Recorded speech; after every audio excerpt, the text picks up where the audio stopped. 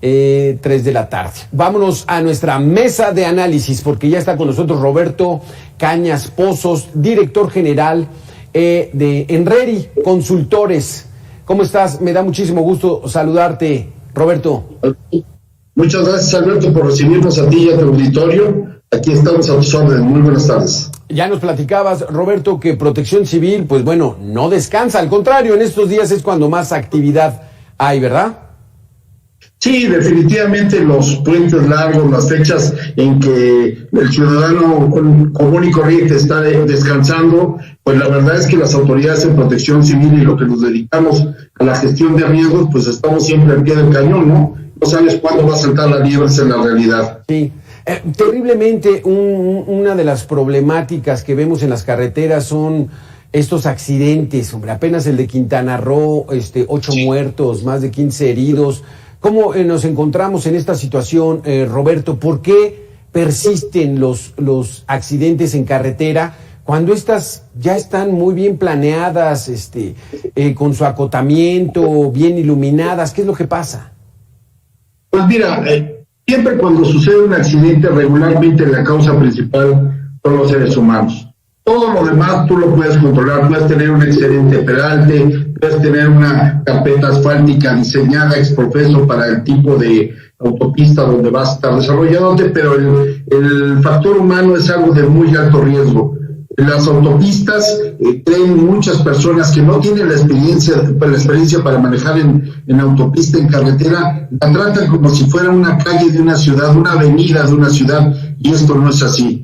Las altas velocidades que se alcanzan en una autopista, el no respetar los límites de velocidad, el no respetar los señalamientos, conlleva una serie de accidentes que ya conocemos, ¿no? Hay autopistas que por sí mismas tienen un alto riesgo. La Pera, saliendo de la Ciudad de México rumbo a Cuernavaca, tenemos también la Rumorosa en la parte norte de nuestro país, y así podríamos hablar de diferentes autopistas y carreteras en nuestro país que generan esa problemática, ¿no? Además de que sabemos también que muchas veces habíamos comentado la impericia del manejador y también los excesos, tanto por los vehículos de carga, muchas veces los dolis, los trailers con doble remolque nos generan una gran problemática en algunas de ellas. ¿Hay manera de evitar o reducir la incidencia de accidentes en autopistas y carreteras? ¿Hay alguna manera de hacerlo?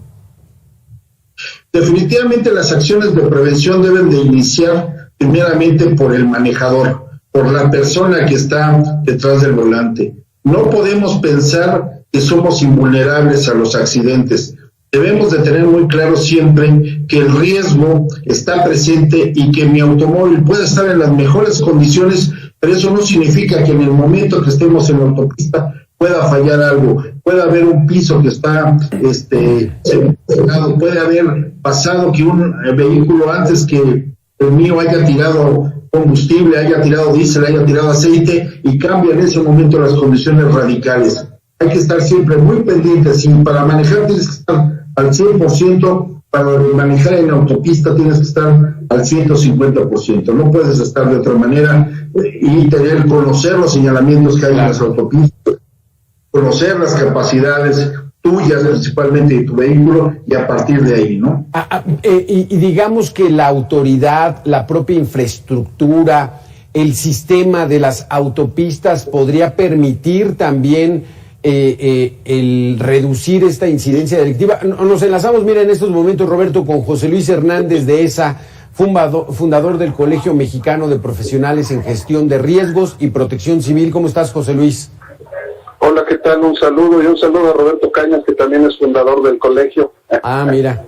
José Luis, a ver, esta pregunta iría para ti en ese sentido. ¿Habría alguna manera de implementar más radares para detectar la velocidad, tratar de limpiar la carretera cuando haya algún tipo de accidente?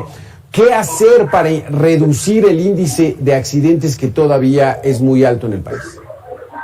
Sí, precisamente el día de ayer por la tarde que regresaba yo de la autopista de Puebla, en la autopista de Puebla, estábamos haciendo un análisis, porque veníamos junto con algunos amigos que se dedican al tema también de la prevención, y decíamos, bueno, ¿por qué no instalar estos radares que son como unos pórticos que te van marcando la velocidad. Cuando te marcan la velocidad, pues ves precisamente qué tan rápido vienes.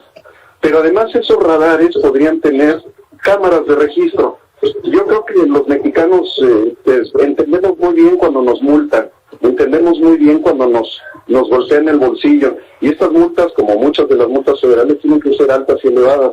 Creo que eso ayudaría mucho, independientemente de la educación vial, que nos está fallando tremendamente. Yo creo que el poder tener esos radares con las cámaras, con las fuertes multas y sobre todo con las sanciones nos va a ayudar. Ni modo, tendremos que aprender por el método más difícil, pero el que más duele y que parece que es el más efectivo, que es en las infracciones. Porque no olvidemos que en la Ciudad de México eso está ocurriendo, y cuando vamos a hacer la verificación y vemos la cantidad de multas que tenemos por exceso de velocidad o por diversas violaciones a la ley al reglamento de tránsito, pues ahí es donde sí entendemos y corregimos estas cosas. Exacto. No veo otra manera de momento que podamos decir, bueno, vamos a bajarle. La campaña de educación vial tiene que ser permanente, tiene que ser de siempre, y tiene muchos años que no tenemos este tipo de campañas. Exacto, sí. Roberto, era parte más o menos de lo que decías. Aquí hay que ser más duros en cuanto a las multas, y pues bueno, ya que hay un riesgo casi inevitable por algún imprevisto, por alguna situación que no podemos controlar, la recomendación es: todos dentro del vehículo, todos dentro de los autobuses, se pongan el cinturón de seguridad, que puede ser la diferencia entre vivir o morir.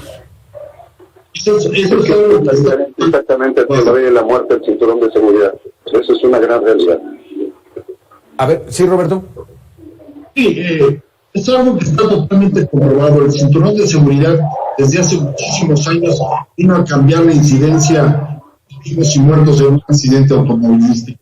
El utilizarlo de forma adecuada, el conocer la fijación del mismo, el traerlo, porque uno puede ver muchas veces que traen menores de edad, niños, bailando en el asiento trasero, brincando de un lado a otro del vehículo, sin tener ninguna precaución. Esto lo vemos en la ciudad, y lo vemos lo peor de todo en autopistas, ¿no? Donde es mayor el riesgo. Imagínense, se nos olvida a los automovilistas que si el vehículo va a una velocidad de 150 kilómetros por hora, 80 kilómetros por hora, 50 kilómetros por hora, las personas que van dentro de ese vehículo van a esa misma velocidad. Entonces, el detener de forma abrupta esos 50, 60, 80 kilómetros a cero por un impacto, significa que las personas que van dentro de ese vehículo también sufren ese frenado brusco, y todos los órganos internos, todo lo que se tiene ahí está sufriendo ese daño. Entonces es lo que se nos olvida. Pensamos que estando dentro del vehículo no nos va a suceder nada, y que podemos acelerar y poner el pie encima del acelerador y llegar a velocidades importantísimas sin que haya ninguna consecuencia. Esto no es así, y la experiencia nos lo ha demostrado.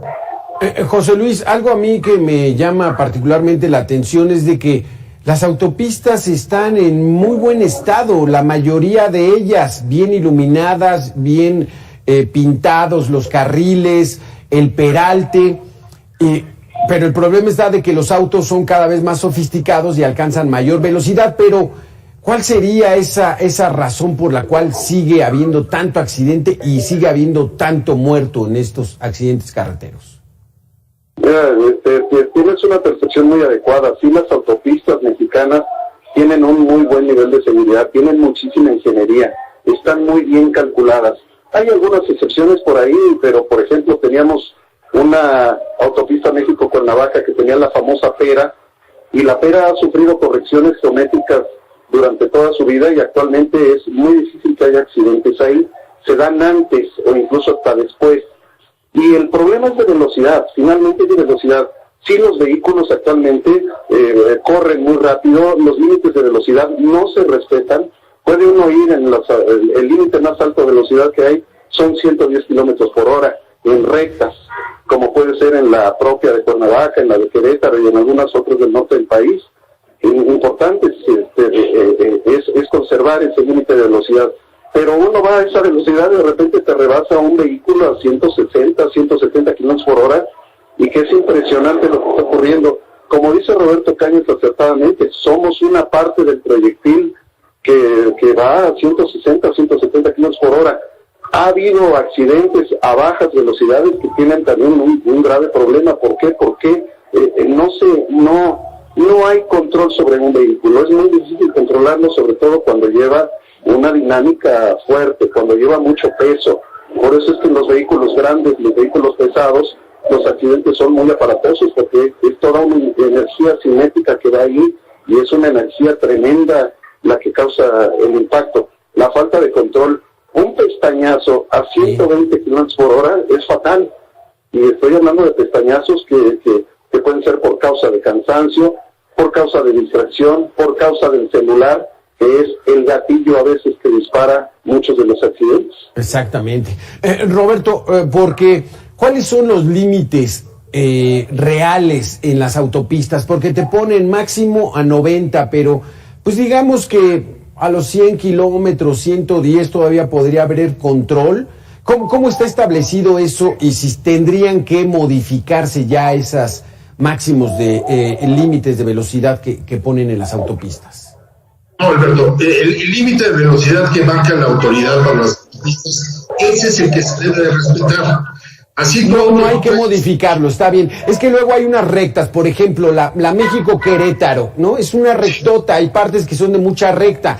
Y entonces es ahí donde le meten, lo levantan a 140, y el límite de velocidad dice 90. Aquí, ¿cómo estaría ese asunto? Mira, pasa lo mismo con la gran recta que hay de San Luis Potosí hasta Saltillo, más o menos. Es igual, es una recta impresionante donde los trailers alcanzan una velocidad muy superior a los 90 kilómetros por hora, alcanzan 120, 130 kilómetros por hora. Eso, y no se da cuenta la persona que querer llegar más rápido a su lugar, al destino que tienen, violentando la normatividad en cuanto a la velocidad que se tiene programada para esa autopista, puede generar un gran problema. Imagínate tú que a 90 kilómetros por hora se te ponche una llanta, ¿sí? Si pierdes el control a esa velocidad, si no sabes cómo controlar tu vehículo, seguramente te vas a voltear y va a ser un accidente fatal. Ahora imagínate tú si se vuela una llanta de un tráiler o se sale, como ha pasado en muchas ocasiones, sale disparada la llanta del tráiler a la velocidad que va el mismo y le pega a un vehículo de frente a la velocidad de 80, 90 o 100 kilómetros por hora. Pues mata a los que van en el otro vehículo, porque no es lo mismo el volumen, el tamaño, la protección que trae el vehículo particular a una llanta de un tráiler, ¿no? Como tal. Lo que tenemos que entender es que la ley, las marcas de velocidad que se tienen están hechas para respetarse, para que no pueda la reducción del riesgo de accidentes sea más eficiente que si intentamos esto. Sé que lo que estoy diciendo es muy complicado, porque cuando nosotros manejamos una autopista, lo que queremos es llegar mucho más rápido a donde vamos. Si traigo un vehículo nuevo, bueno, pues quiero hasta probarlo, a ver cómo se comporta. Pero la pregunta sería, ¿a dónde quieres llegar más rápido? ¿A tu destino o a otro lugar? Esa sería la pregunta. Hombre, terrible esta situación, porque además, ¿cuánto, José Luis, le puede bajar uno si dice el máximo 90 y vas a 100, 110? ¿Cuánto le bajas? ¿Qué? ¿5, 10 minutos? ¿15 minutos? ¿Valió la pena? Aquí, José Luis, mi pregunta va en el sentido de estos límites de velocidad, pero en el México real, en esa situación real, hay muchas patrullas de caminos, que yo no sé si ya exista también la policía de caminos por tanto cambio que ha habido, pero están ahí y no sancionan a los que van a máxima velocidad. Entonces uno va en el límite y de repente ve bólidos auténticos, casi Fórmula 1, que van ahí arriesgando la vida. ¿Por qué no hay orden en esto, José Luis? Bueno, la Policía Federal de Caminos pasó a pertenecer a la Guardia Nacional, y son las patrullas que vemos precisamente en las carreteras. El problema muchas veces es que el nivel de aceleración que traen algunos vehículos en la actualidad, nada más veamos estos viajes en la autopista del Sol. donde vemos verdaderos bólidos que pasan a velocidades tremendas. No es tanto, yo creo que debería haber operativos en ese sentido, así como pasó el tema de las motocicletas ahí muy cerca precisamente de La Pera hace unos cuantos meses. También debería haber operativos en los cuales se puedan reducir la velocidad. Hace años había un proceso que se llamaba carrusel, en el cual una patrulla federal de caminos se ponía delante de todos los vehículos a media carretera, a media autopista, o a veces eran dos, e iban a 100 kilómetros por hora, y todos atrás teníamos que ir a esa velocidad, no nos quedaba de otra, porque no podíamos rebasar a la federal. Este fue un operativo que funcionaba bastante bien, el carrusel. Yo creo que podría volverse a instalar. Sí. Pero reitero, no va a haber poder humano sobre la tierra que pueda detener a esos vehículos si no hay operativos bien definidos. El de los radares con las multas, ese es tremendo, tremendo. Y por cada kilómetro por hora que rebases de la velocidad permitida, va subiendo la multa. Así es que tú sabes, si detenemos tu vehículo, lo llevamos al corralón, te multamos, te sancionamos con la licencia, te suspendemos la licencia. O sea, hay muchas maneras que sí serán punitivas, pero no veo de otro modo en este momento de salvar la vida, porque la educación vial esa tarda un poquito más, pero ya hay que tener medidas urgentes, y eso va para todos, porque los transportistas también traen lo suyo, como decimos, ¿no? Exacto, sí. Están sometidos a jornadas extraordinarias de trabajo. No hay transportista, y me atrevo a decirlo, no hay transportista que alguna vez haya tenido que tomar alguna pastilla o beber algo para poder soportar esas jornadas de trabajo, ¿eh? Sí, exactamente. Roberto, ¿estarías de acuerdo en esto? Entonces, pudiéramos llegar a esta coincidencia de hay que incrementar las multas para que al menos aquellos infractores de la velocidad pues lo sientan en el bolsillo y la próxima vez piensen más en meter el acelerador. Sí, definitivamente, lo que comentaba José Luis es muy cierto. Si no pesa, si no les duele en el bolsillo, las acciones siguen siendo iguales. Un jalón de orejas, una llamada de atención no sirve de nada. La idea es que realmente se quede un antecedente y en cierto momento se retire la licencia para evitar este tipo de situaciones, porque igual ese momento no pasó nada, pasó la velocidad y ya, pero ¿qué tal si hubiera sido un accidente con ese exceso de velocidad? A lo mejor estaríamos contando 1, 2, 3 muertos. Claro. Esto no es así. Exactamente, entonces llegamos a la conclusión, hemos avanzado mucho en nuestras autopistas y carreteras, ahí la llevamos, todavía falta mucho por hacer, pero ahí van en cuanto a la infraestructura de seguridad. Aquí el punto está en la pericia de los conductores y sobre todo en el exceso de velocidad.